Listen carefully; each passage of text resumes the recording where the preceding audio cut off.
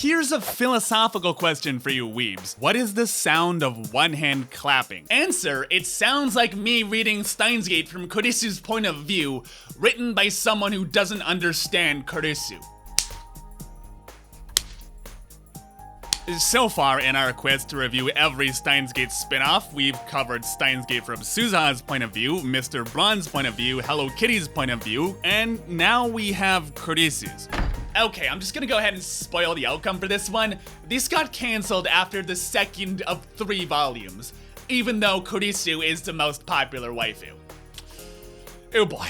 I mean, history's strongest slight fever, name drop, starts out actually pretty strong, with Daru giving Kurisu directions to the lab written on a May Queen Nyan Nyan business card, which is honestly probably the funniest joke I've read in these manga so far. And at its core, it's exactly what I want in a manga like this, my favorite anime from my waifu's point of view as she storms out of the lab, caught up in her own insecurities and nightmares of being stabbed. But it pretty quickly falls apart as soon as we get to the part where they start doing practical experiments and Kurisu opposes the research because it's risky, which made me...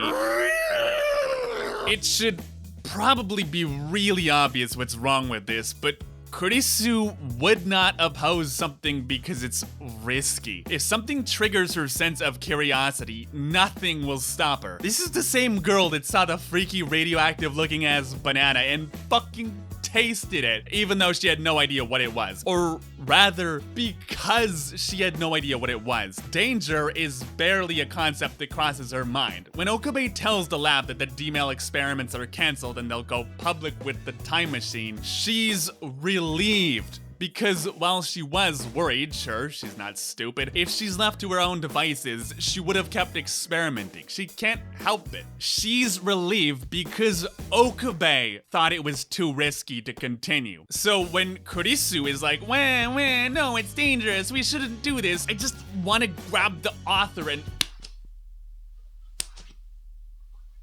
and it's not just her it screws up, it completely screws up her relationship with Okabe. I've already made an entire video on this, but the moment Kurisu falls in love with Okabe is when they're sitting alone in the park and he tells her that he'll go with her to Aomori. Not just because he tells her he'll go with her, but because she never even had to ask. Because he understands her perfectly, and when she realizes this, she realizes that he's not just her best friend, but someone she will always be able to rely on. So in history's strongest waifu, you know what she does? She runs into the lab and starts bawling her eyes out at him about her daddy issues until he agrees to go with her to Aomori. Wow, I gotta hand it to you, bro. It's actually impressive just how thoroughly you managed to ruin 2 characters in one scene. Yes, she wanted to meet her father. Yes, that's why she came to Japan. Yes, she might have been hurt enough to have this breakdown by herself, but no, she would not come crying like this to Okabe. Her pride would never let her do that. That's why it's so important that he offers to accompany her. Sorry, not offers. Tells her that he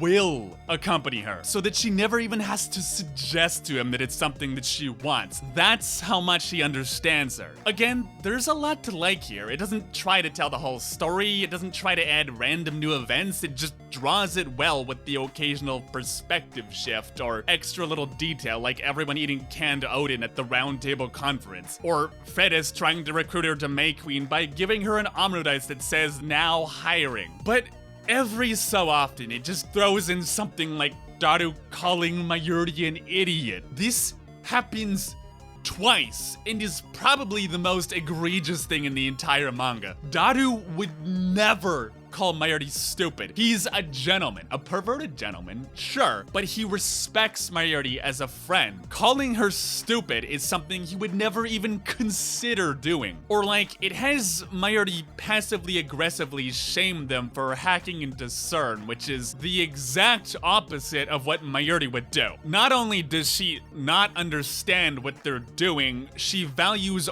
honesty and openness above all else. She would not be passive aggressive. So my question is, How the fuck was this even made? Who gave the green light to any of this? Who allowed this to be written? Steins Gate from Kurisu's point of view? Written by someone who doesn't understand any of the characters, least of all the main ass character in the story you're writing? I mean, I guess with how many other characters they were writing manga for, it was probably inevitable that they'd try this, but the Hello Kitty one literally made more sense than this. But remember how I said this was canceled after 2 volumes? Yeah, apparently they just decided to give up and try again, because Steins Gate from Kurisu's point of view is basically exactly what Aishin Mei's no Babel is like, but without sucking. In fact, it was apparently so well received that they decided to literally keep serializing it for like a whole fucking 2 volumes after it ended, which is at least a little bit baffling, but hey, as I think we've proved here, that's a lot better than the alternative. So if that sounds like something you'd be into, do me a favor and step on the like button, because we'll be talking about that next. As always, thank you so much for your time, friends, and I will see you in the next video.